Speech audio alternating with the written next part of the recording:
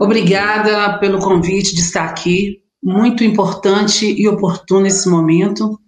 Um desafio para nós mulheres, o segundo ciclo de debate na formação de direitos humanos, resistência das mulheres negras, e eu falo isso engasgada, porque falar de resistência diante desse cenário que a pandemia tem provocado na gente tem sido realmente um grande desafio.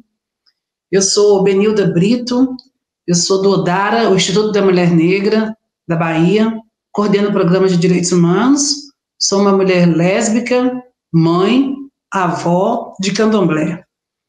Venho nessa luta dos direitos humanos há muitos anos na minha vida, desde que eu aprendi que ser mulher e preta e pobre fazia uma grande diferença nessa sociedade brasileira. E é desse lugar de fala que eu quero provocar reflexões. Fiquei muito entusiasmada com o convite, até porque tirar a universidade dessa zona de conforto e trazer para esse debate cotidiano é extremamente importante. Reconhecer outras formas de produção de conhecimento e resistência é fundamental. Então, o que eu quero falar é desse lugar, inspirada principalmente, lógico, a partir da cosmovisão que me orienta na vida, que é a cosmovisão africana. Hoje, estou gravando numa quinta-feira, para nós, da religião de matriz africana, quinta-feira é dia de Oxóssi. Oxóssi é aquele orixá da caça, é aquele orixá que ele é certeiro, porque a gente acredita que ele é um orixá de uma flecha só, ele aponta e acerta. Oxóssi é aquele da fartura, da sabedoria, da inteligência, mas ele é principalmente aquele que garante o sustento do nosso povo. Ele tem muita astúcia, ele faz caças boas, traz influências positivas, influi muitas energias positivas, mas Oxóssi principalmente provê o alimento ao ser um caçador. E eu quero me inspirar em Oxóssi nesse momento, para dizer que nessa pandemia, além do receio, do medo do vírus, nós, povo negro, e principalmente mulheres negras, que assim como Oxóssi, somos muito responsáveis por prover o alimento para o nosso povo, para os nossos. A gente está com muito medo do vírus, mas a gente também está com muito medo da fome. A gente está com muito receio da pobreza, do tamanho do desemprego, a expansão da desigualdade social que a gente sempre denunciou. Então, hoje é um dia em que eu peço muita proteção, muita luz, muita sabedoria, que os orixás possam falar aqui por mim e que eu possa transmitir esse recado do nosso povo preto, principalmente das mulheres negras, para a reflexão desse grupo. E para isso, eu quero começar a nossa fala relatando para vocês uma situação que eu vivi agora, segunda-feira, dia 7, que é do tema que a gente está tratando aqui, sobre o aumento da violência policial em termos de pandemia. Lembrando que a pandemia tem revelado um retrato que o movimento social negro, o movimento de mulheres negras, já denuncia há anos, de um país desigual, um país racista, um país lesbofóbico, um país extremamente rico, mas que concentra uma grande distribuição de riqueza na mão de muitos poucos, então é uma distribuição extremamente desigual, da qual o nosso povo negro vem historicamente sobrevivendo. Para aumentar tudo isso, o aumento da violência, que também não é novidade, mas o acirramento, o enfrentamento, a certeza da impunidade tem garantido um quadro que tem provocado muito medo, muito assustador. Segunda-feira eu voltava da casa de uma tia, fui prestar socorro, não tenho saído de casa, minha tia tem 94 anos, e eu voltava com uma amiga dirigindo, quando a gente viu 2 policiais, uma mulher e um homem, abordando 2 adolescentes negros na rua, no meu bairro, já chegando em casa, jogando os meninos no chão e deu um tapa na cara. Eu parei o carro, desci com a minha identidade e fui logo perguntando: boa noite, meu nome é Benilda Brito, eu moro aqui na região, conheço os meninos, já vi circulando aqui várias vezes, eu queria saber o que está acontecendo. E eu fui assim, interpelada de uma forma extremamente absurda, um abuso de autoridade, uma forma assustadora, onde a soldada então começou a gritar que eu não podia parar ali, se eu estava duvidando do papel da polícia. Eu fiquei ali 40 minutos num diálogo muito difícil, chamaram outro carro para me inibir, com um tenente que chegou, com outra viatura ligando a sirene, e aquela barulhada, chegaram de repente, eu e a minha amiga, mais 5 policiais, minha amiga com o celular na mão, eles tomaram da mão, perguntando se estava filmando. Evidentemente que a gente tem uma rede de direitos humanos, uma rede de proteção, uma rede de amigos, uma rede de defensores, mas não se trata disso. Duas situações me chamaram muita atenção ali, eu quero partilhar aqui. A primeira foi o olhar dos meninos que estavam no chão, uma situação extremamente humilhante, e olhavam para a gente com medo que os olhos gritavam socorro. Então, ficar olhando para eles, e foi uma forma da gente presença, garantir nossa presença ali, é dizer, vocês não vão morrer. Pelo menos agora não. E a segunda coisa que me chamou muita atenção foi pensar quão vulnerável nós estamos diante de aquilo tudo, porque o policial podia sacar uma arma, dar um tiro ou levar a gente presa. Se nós fôssemos presos, a gente não ia demorar a sair, embora eles pudessem criar várias armadilhas. Mas nós temos uma rede muito grande. O fato não é esse. O fato é pensar que a gente tem que passar por isso. O fato é viver uma situação como essa. E me emociono porque nós tivemos muito medo. Medo diante da arbitrariedade, da forma absurda, violenta, agressiva. Eu já tinha entregue o documento, eu cheguei me identificando, então passava a mão na minha carteira de habilitação, querendo ver se ela era de verdade. Perguntaram, você faz o quê? Por que você está aqui? Eu falei, olha, porque eu sou mãe, eu tenho filhos jovens negros, porque eu moro na região, e eu sei o que a polícia tem feito, principalmente agora na pandemia. Foi muito pior ter dito isso, porque eles ficaram mais nervosos, mais irritados, e aí inventaram forma de ameaçar, enfim. Nós temos pouco tempo, mas eu quero só que a gente diga, assim, de que lugar que a gente está falando? Todos os policiais brancos. Todos. Quero dizer isso. E no final eu disse, olha, eu sou uma pessoa que eu sei exatamente do que a gente está falando, o que vocês estão fazendo aqui é um absurdo, eu trabalho com direitos humanos, e aí eu não queria ter me identificado antes, porque eu acho que a polícia não pode tratar ninguém dessa forma. Mas acho que perceberam pelo nosso vocabulário, pela nossa postura, e a gente ficou muito firme, que eles não estavam falando com alguém que não era informado. Então, eu quero chamar a atenção para a gente pensar o seguinte, gente, o que provoca um quadro como esse para a gente? Essa atitude não é uma atitude involuntária à toa. O Brasil foi o país que mais invadiu o continente africano e trouxe negros para cá na condição de escravos. Nós não éramos escravos, não era essa lógica. Nós não chegamos aqui como os livros de história provocam. O Brasil foi o penúltimo país a abolir o tráfico de escravo e o último país a abolir a escravidão. Ele só faz isso em 1888, quando o resto do mundo já tinha abolido. Então, se ele foi o maior importador de negros na condição de escravos e o último a abolir a escravidão, a abolição só tem 132 anos, as pessoas ainda olham para a gente e destinam em que lugar social nós tínhamos que estar. Nós, população negra. E é uma afronta, é um absurdo você sair desse lugar. O enfrentamento vai ser violento, o enfrentamento é agressivo, porque nós estamos discutindo aqui direitos, nós estamos discutindo aqui direitos humanos, e direito humano é para todo mundo que é humano. Então, é gay, é preta, é de candomblé. Quando eu me apresento afirmando as minhas identidades, eu quero dizer que eu sou Benildo, uma mulher negra, humana, de candomblé, lésbica, mãe, avó, direitos humanos. Direitos humanos, econômicos, sociais, culturais, ambientais, políticos. Então, a gente tentar entender que é nessa junção que esse olhar racista, lesbofóbico, patriarcal, preconceituoso não nos enquadra, não nos reconhece, e que vai provocar toda essa atitude que várias coisas, várias armadilhas legitimaram esse país para manter esse lugar. Eu costumo dizer que o epistemicídio é uma dessas armadilhas, porque ele provoca, primeiro, uma afirmação que a gente tem tentado, historicamente, no movimento negro, romper com esse epistemicídio para dizer que a escravidão foi um sequestro de cabeças pensantes. Não é verdade que escravizaram em África, chegaram e trouxeram qualquer neguinho perdido em África.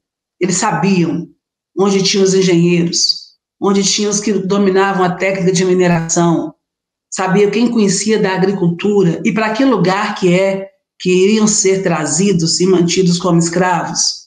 É lógico, os primeiros várias patentes de várias invenções foram feitas em África, a gente não tem tempo agora para dizer isso.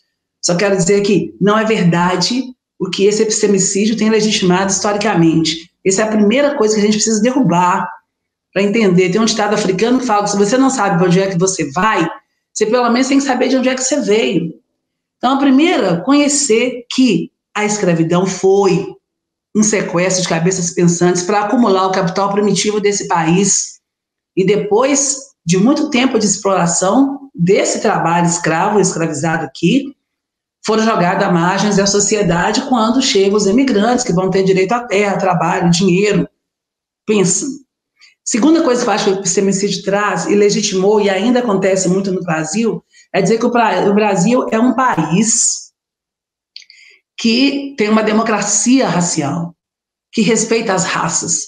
É o mito da democracia racial, e muita gente ainda acredita nisso. Isso serve de base para muitas universidades, para muitos projetos de pesquisa. Não é à toa que as pessoas ainda idolatram o Gilberto Freire, idolatram teses de vários racistas na ciência, como Lobreau, que usava a teoria da craniometria e outras tantas lógicas. O Instituto Médico Legal faz isso até hoje para poder falar do tamanho do crânio, do marginal, do bandido, porque legitimou-se o quê? Uma raça. Tem a pele preta, o cabelo crespo, o nariz chato, você não precisa nem chegar no tamanho do crânio, porque a teoria da craniometria já foi derrubada pelo projeto Genoma há muito tempo, mas legitimou-se um modelo, uma estética, onde qualquer preto é ladrão.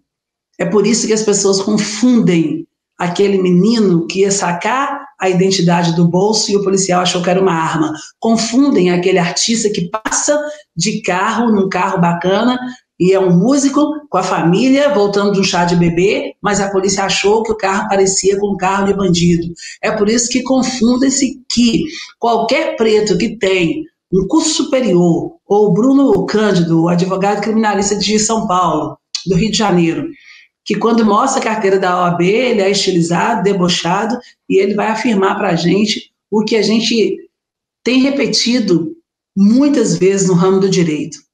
Roupas institucionais não cobrem peles negras. Nós somos negros. E o fato de ser negros nesse país significa tratar de forma desigual. O Brasil é o segundo país de maior população negra do mundo.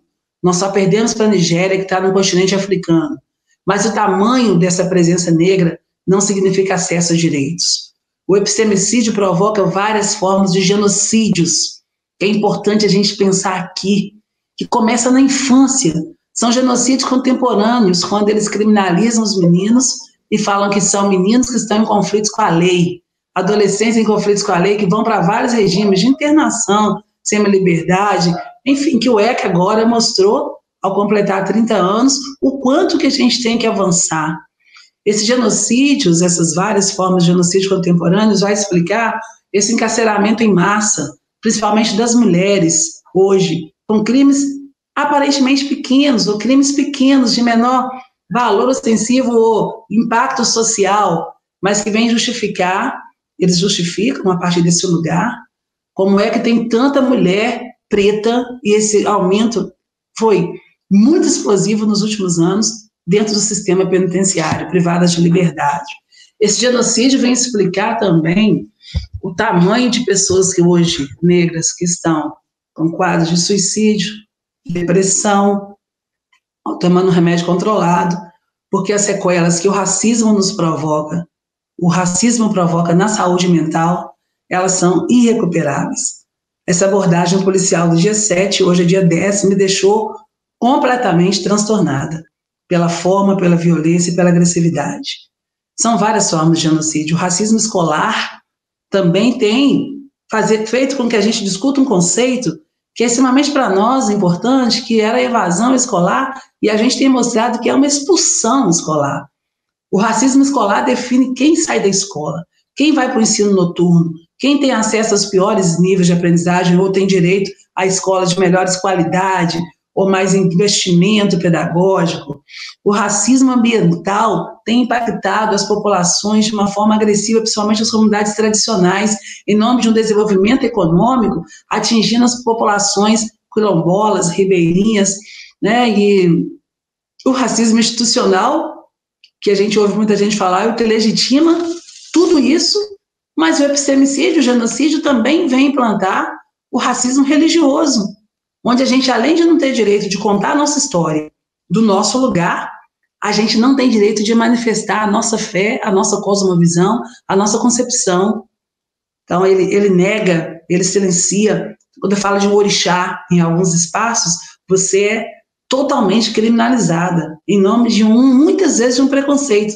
Porque as pessoas não sabem o que elas estão falando, elas reproduzem um conceito a partir do senso comum. Não é à toa, eu gosto muito de reforçar o conceito de preconceito. O preconceito é quando você não conhece, mas você reproduz. Por isso ele é perigoso. O professor Florestan Fernandes falava isso, o brasileiro tem preconceito de ter preconceito. Que antes do Natal, antes do casamento, é o pré-nupcial. Antes do nascimento, é o pré-natal. Antes do conceito, é o preconceito. Eu nem sei o que é, mas eu já ouvi falar que Exu é capeta. Então, você reproduz isso como se fosse, sem saber o que significa Exu. Você reproduz, inclusive no racismo religioso, rituais religiosos de matriz africana, sem saber que está fazendo isso. Eu odeio macumba, mas você tem lá a sua espada de São Jorge, o seu comigo ninguém pode, o seu sal grosso, dá 3 pulinhos no mar, no 31 de dezembro. Eu quero só dizer como que se naturaliza as violências a partir de uma negação de um conhecimento. E esse é o perigo do epistemicídio. Essa é a estratégia da discriminação. Essa é a estratégia do preconceito. E é por isso que a polícia age dessa forma e aumenta a violência. Eu coordeno um projeto que se chama Minha Mãe Não Dorme Enquanto Eu Não Chegar. A gente trabalha muito com música, entendendo que a música ela é uma forma de chegar na população, ela é um ritual pedagógico importante, ela é também uma manifestação cultural do povo negro, uma manifestação ancestral. Não é à toa que as primeiras formas de denunciar a violência é a partir do samba, que a população negra estrategicamente remota a esse artifício para poder denunciar. O primeiro samba gravado, se a gente for pesquisar, foi em 1916, com Donga, falando pelo telefone, como que o chefe da polícia me ameaça, e as mulheres negras estrategistas vão garantir esses encontros, vão garantir várias letras de músicas, várias composições. Nós poderíamos citar inúmeras mulheres negras que criam essas formas de resistência. Tia Ciata é uma delas, uma negra baiana que vai para o Rio de Janeiro. Na sala da Tia Ciata, ela tinha músicas de corda, porque era aceito o instrumento de sopro e corda. No meio da sala, ela jogava os búzios, e no fundo do quintal, lá no terreiro, era o samba do batuque. E foi lá que Donga grava o primeiro samba denunciando violência. Então, a gente pega o samba no Odara, no projeto Minha Mãe Não Dorme Enquanto Eu Não Chegar, para denunciar a violência, para denunciar o extermínio da juventude negra. E a gente trabalha nesse projeto com as mães, que estão cada vez mais em números maiores, perdendo seus filhos em função da violência. Então, a gente começa com a música do Pixinguinha, que é gravada em 1964, em plena ditadura militar, onde ele vai dizer, desculpe, Dona Irã Barbosa, Trem das 11, que todo mundo conhece e canta, mas a gente dá um ressignificado para Trem das 11, dizendo, eu não posso ficar nem mais um minuto com você, eu sinto muito amor, mas não pode ser. Então, assim, a gente tenta trabalhar com o imaginário das pessoas, de um casal embaixo de uma lua, apaixonado, porque as pessoas acham que os jovens negros não têm sonhos, não têm desejos, não vivem relações de amor, de beijar na boca. Então, um casal que pode ser de um menino com um menino, ou 2 meninas, ou um casal hétero, em que está embaixo de uma lua cheia, falando, eu não posso ficar nem mais um minuto, eu sinto muito amor, mas não pode ser, porque eu moro lá em Jaçanã, e se eu perder o trem que sai 11 horas, só amanhã de manhã. Então a gente quer falar que, mesmo quem não conhece São Paulo, sabe que Jaçanã é uma periferia, então assim, que é longe, e que tem um horário para você pegar o último trem. Então a gente questiona muito o direito à cidade, quem pode circular no centro da cidade, quem é que define qual que é o horário do último trem, que sai às 11 horas, se perder o trem, você vai ter que voltar em casa só no outro dia, você vai dormir aonde? Por que você tem que ir embora para garantir o sossego de quem? Quem tem direito a um sono tranquilo nas grandes cidades? Então, a gente pega a Dona Irã para discutir isso tudo, e a Dona Irã vai escrever. E, além disso, mulher, tem outras coisas. Minha mãe não dorme enquanto eu não chegar. Eu costumo afirmar que nenhuma mãe dorme tranquila com o filho na rua, por causa da violência urbana. Mas a mãe preta dorme menos ainda, porque, além da violência urbana, ela sabe da violência do racismo. Ela sabe que esse jovem negro está mais exposto. Eu sou uma mãe, que eu tenho uma filha de 22, um filho de 27 e um de 31. Eu não dormo enquanto eles não estão em casa, enquanto eu não tenho notícia. Então, ele vai dizer também de um valor que para nós, povo negro, é muito importante, Eu sou filho único, eu tenho a minha casa para olhar, que é a questão da ancestralidade. Como que esses valores civilizatórios africanos reafirmam o nosso lugar, criando estratégias de sobrevivência no mundo. Ele fala assim, eu tenho minha casa para olhar, minha mãe não dorme quando eu não chegar, então é um desespero aflito que me lembra os olhos dos meninos do dia 7 de setembro, aqui no meu bairro. As mães que eu trabalho no ODAR, Instituto da Mulher Negra, no projeto Minha Mãe Não Dorme Enquanto Eu Não Chegar, são mães que dão conselhos para os filhos, não corra. Se a polícia te parar, não corra. Se apresente, mostre a carteira de identidade. E hoje elas ficam se perguntando, será que se eu tivesse ensinado a correr, meu filho estava vivo? Porque ele não correu e foi morto. As mães que eu trabalho são mães que sobem em cima da laje para vigiar o menino saindo lá da escola, na favela, nas comunidades, para chegar em casa, para ver se ele não vai ter uma abordagem. Então, enquanto não chega do ensino noturno, que já trabalhou o dia inteiro, elas não vão dormir e não dormem. As mães que eu trabalho são mães que carregam os instrumentos musicais daqueles que elas conseguem colocar em aulas de música. Tem algumas periferias que eu trabalho em Salvador, que tem aula de flauta. Elas levam a flauta, porque se a polícia achar que o instrumento musical é uma arma, ela vai atirar na mãe e não vai atirar no filho. As mães e avós que eu trabalho ainda costuram os bolsos das bermudas, das camisas dos filhos e dos netos, para que quando a polícia parar na rua, não implantar droga, não provocar uma situação mentirosa, não criar uma cena para justificar a violência. São muitas dores. A gente fala de um mundo que parece um mundo paralelo. Com esse governo fascista, com esse aumento da violência, a banalização da vida, esses retratos têm piorado muito mais.